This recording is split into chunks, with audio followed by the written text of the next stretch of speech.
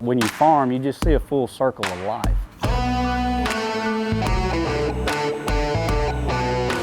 You know, you can always look back off the tractor and see what you've done. There's not a lot of farmers really that are coming in my generation of people. Duck hunting to me, it's about hard work and, you know, anticipation. You never know when you walk out there what the morning's going to hold.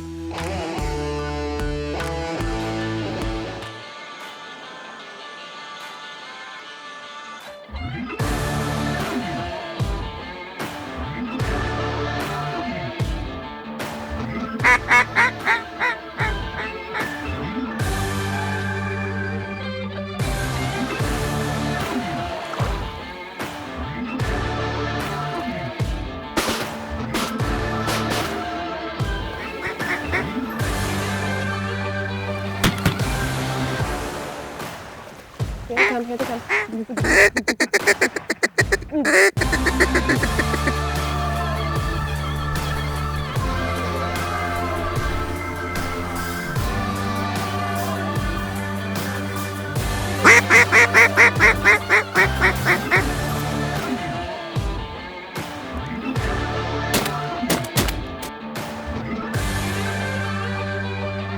Ducks Unlimited Television is presented by Drake Waterfowl Systems, innovators in waterfowl hunting. Hello again and welcome to Ducks Unlimited TV. I'm Ashley Ward. We've got Mississippi ducks and geese on this episode. Cara Harper has the pleasure of introducing you to Colton Walker, an avid waterfowler and recent graduate of Mississippi State University. Colton takes us out to some of his favorite reaches of the Delta, where we experience the family tradition of multi-use land practices. We'll also learn more about one of our smallest but most interesting duck species, the green-winged teal, next on DUTV. The Delta of Mississippi is different from any place I've ever been in the world. It's just got a lot of deep history in it, and there's so many places down throughout the Delta you wish that they could talk just to see what they've seen throughout the years. And these sloughs and fields that we hunt, over the years there's countless numbers of ducks and memories and trips that have been made out here. And I've been from California, I've been to New York City, Colton and I turkey hunted in Nebraska, and it's just the Mississippi Delta has something, you know, that keeps bringing us back.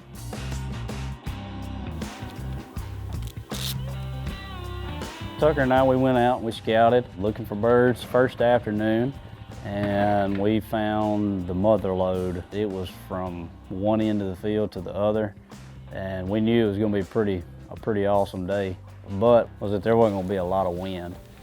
So we decided against being in a big body of water. So we knew that we were going to have to kind of space our decoys out, have a good amount of spacing in between them in case they wanted to drop, you know, straight down, because they don't have to, you know, really work to get in. They can just fly right over the top of the decoys and go straight down. So the first morning, right at daylight, we understood that, you know, the camera light wasn't the best. Cara wants to shoot him. Oh my gosh, I don't like this light business. Cameraman, oh man. So when all the birds were flying around at first light, Colton and Tucker could not stand it. It was pretty difficult. It physically bothered me. See his green ear?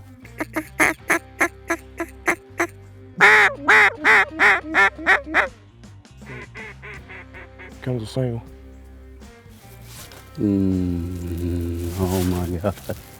It was very trying for them. And you know, I was really having to scratch my trigger finger a lot. I mean, I was just about to scratch the hide off of it, but we had shooting light, and it was about 15 minutes there where we just had mallards just boiling in the decoys. Here comes a bunch from the left, just be still.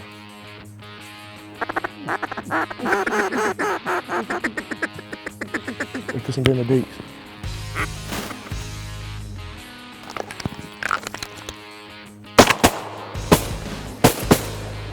the one I had my bead on got shot, Colton.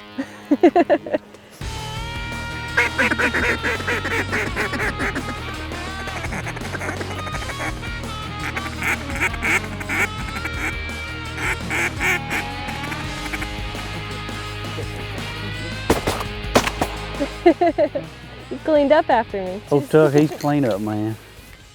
Ducks Unlimited Television is presented by Drake Waterfowl Systems, innovators in waterfowl hunting. Mossy Oak Shadow Grass Blades, the official camo of Ducks Unlimited, and Ducks Unlimited's Rescue Our Wetlands campaign, banding together for waterfowl.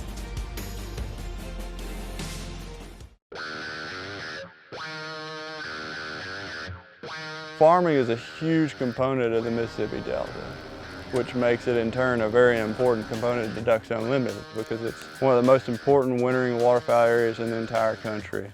It provides a crucial amount of habitat for wintering mallards specifically, as well as many other migratory waterfowl. So it is an extremely important area to Ducks Unlimited.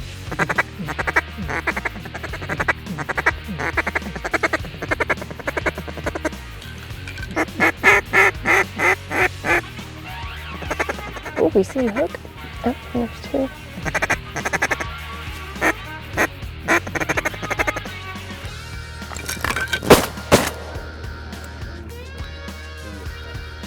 I've never hunted in Mississippi before. This was a new experience for me.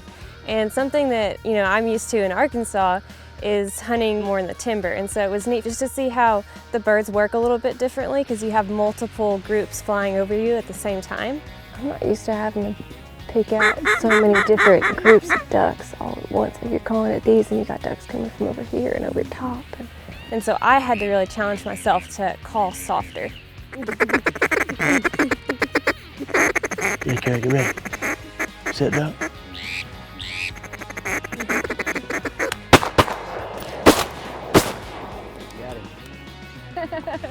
See it. She got that one.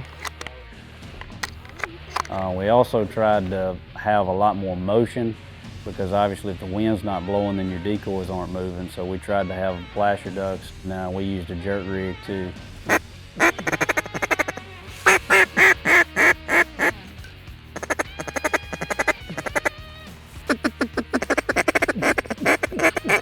Sit down. No, right here.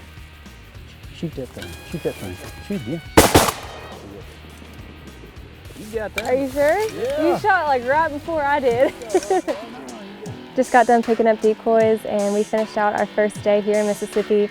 It's been a fun hunt. We've been shooting a lot of different birds and I'm really looking forward to tomorrow. For our second day here, Colton had talked about taking us to a pit blind that he had. And it was actually on his grandfather's land that he said was one of the first pieces of property that his grandfather purchased. It's a bigger body of water. And so what we wanted to try to do was, especially as cloudy as it is, we wanted to try to get into a blind that we could get comfortable in. So immediately we had teal that were just making circles around us and going back and forth and doing basically backflips in the air. It's crazy to watch these teal fly. Teal right out front. Here they come back. They'll swing right over. Let the rest of them come.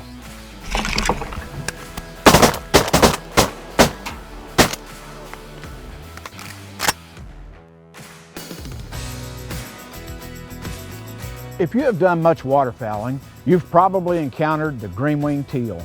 These fast-flying birds are the smallest of North America's dabbling ducks.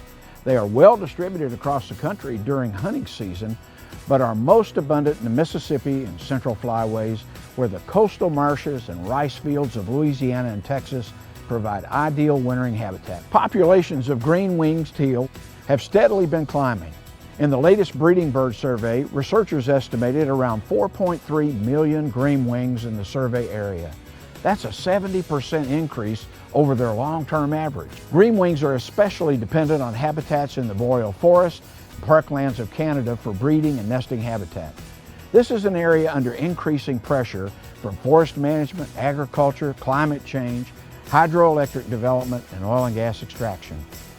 Ducks Unlimited is active in the boreal forest, conducting research to better understand habitat availability and the effects of development. Using this information, we're working with many public and private partners to ensure that development and activities have minimal impact on wetlands, watersheds, and waterfowl populations. This is important work for green-winged teal, but also for hundreds of other wildlife species and the people who live and recreate in these regions.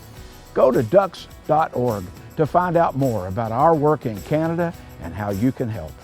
DU Insights is brought to you by Mossy Oak Properties. Find your favorite place at mossyoakproperties.com. DUTV is powered by Black Cloud Ammunition. Drop ducks like rain. Mossy Oak Properties, America's land specialist. Purina Pro Plan, nutrition that performs. And Mossy Oak Bottomland, the official timber pattern of Ducks Unlimited. With us and our family in particular, being farmers, it goes back to our faith, really. Being, good stewards of the land, and, we treat the land well that, the Lord gave us. There's not a lot of farmers, really, that are coming in my generation of people. Colton is our next generation, both in hunting and farming. It's extremely important to be able to tie together the importance of farming and conservation. When you get vegetables, they don't just come from thin air. Somebody actually grew that, worked hard for it. When you farm, you just see a full circle of life. You grow it, it starts from the plant, goes to the duck, and to our tables, it's rewarding. Right at first light, there was birds covering the sky, and it was pretty neat to look up and just see so many birds flying in different directions. In Arkansas, we have a group probably buzz the hole once every morning or so, but nothing like what we had down here in Mississippi. Oh, right here in the deep, in the deep.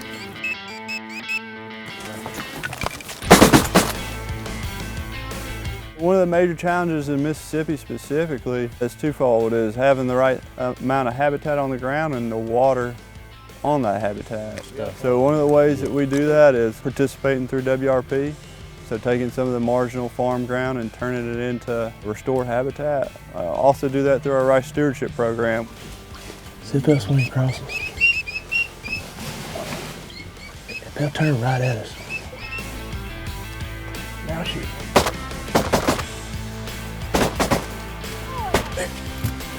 With rice that we grow, it gives them a lot of structure, a roost in, something to hide in if we leave the stubble. Waterfowl need a combination of moist soil, agriculture, and flooded timber, so having those three areas on the landscape in the Delta are very important. What's neat about hunting out in the field is, you never know exactly what's going to come in. Had a lot of teal come in, had some mallards come in, gadwalls. We had great variety, but then my favorite came in. Hey, here comes Speck straight up front, Colton, real low.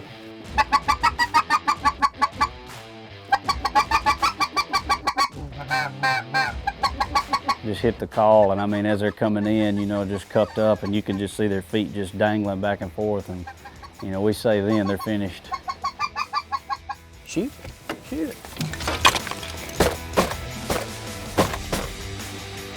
That's the first speck I've shot all year. They're a little harder to take down than a duck. Yeah.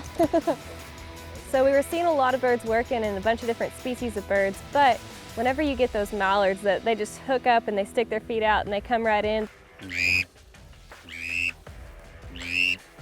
Shoot that duck. There.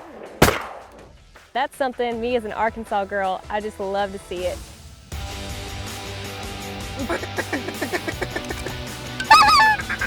Here comes Speck from the right, locked up. Here comes a singer right here.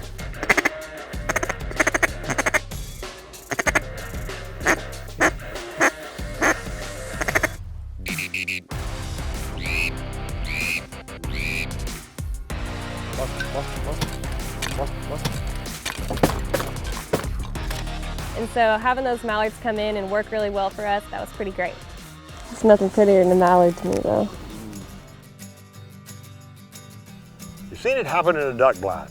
You prick a duck, the duck's hit, but it goes down, hits the water, and immediately starts swimming away. Now, your retriever is convinced where he splashed down is where the bird is. Your dog is going to have to learn to pick a runner. That means track the bird. So let me give you a couple of tips. First, start with a tennis ball and a chucket.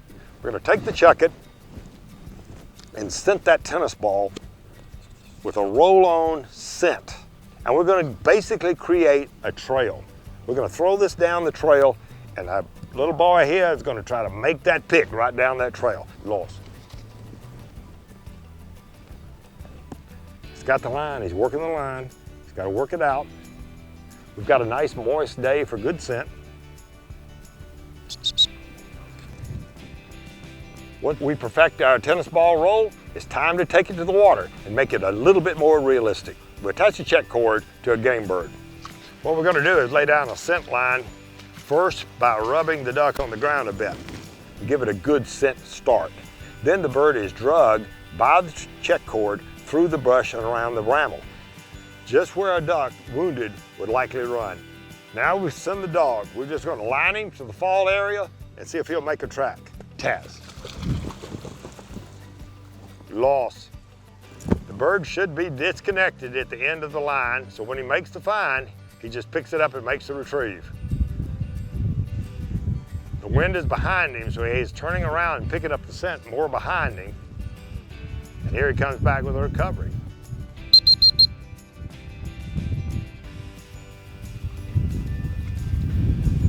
Very nice. Dead. Good boy. The retriever's job is game recovery. That is getting the bird back to the blind. He's going to be called on to pick runners, so you might as well prepare for it. Duck Dog with Mike Stewart is presented by Purina Pro Plan, nutrition that performs. DUTV is brought to you by Native Nurseries, hand-selected, hand-grown plants for wildlife. Higdon Outdoors, quality, customer service, innovation. That's Higdon. Biologic, scientifically proven wildlife products. Intelligent firearms storage made by Secure-It provides closed captioning for DUTV. The gun storage game will never be the same.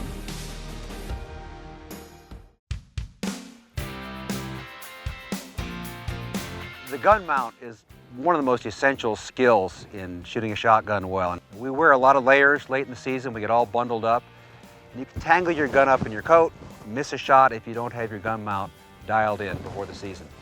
So always think about that first move is out toward the target, not up to your face or up your shoulder where you tangle it up, but out towards the bird and then up.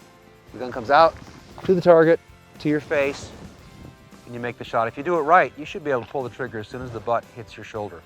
And this is something you can practice at home with an unloaded gun. Point your gun at an object on the wall, at one of your duck hunting prints. That's what I use. I have printed wood ducks on the wall, and I'll point the gun at their beaks over and over. But now the Olympic shooters, the skeet shooters especially, will do this. They'll do 100 gun mounts a night. They'll do it every night. You don't have to do that, but before the season, practice your gun mount, but it'll be second nature for you when you go out in the field. Duck Gun is presented by Black Cloud Ammunition. Drop ducks like rain.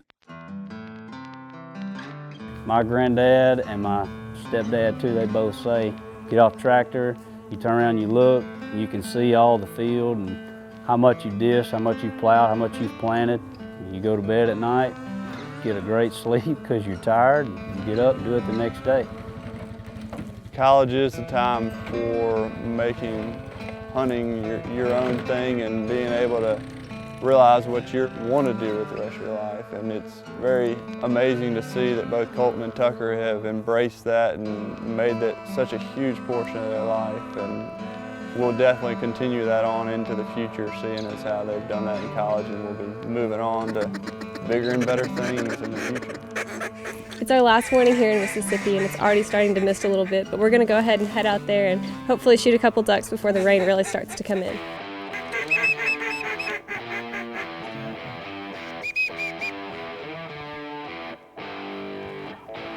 One more pass.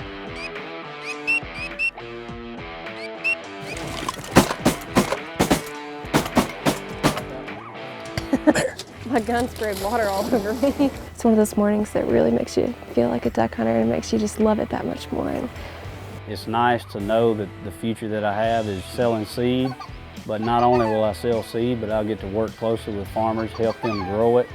You know, having upkeep of fields every year, you know, you're gonna fertilize it, you're gonna take care of it so that you get the proper yields. Well, if you want birds to be here tomorrow, then you're gonna have to work hard. You know, you can't just leave it up to chance.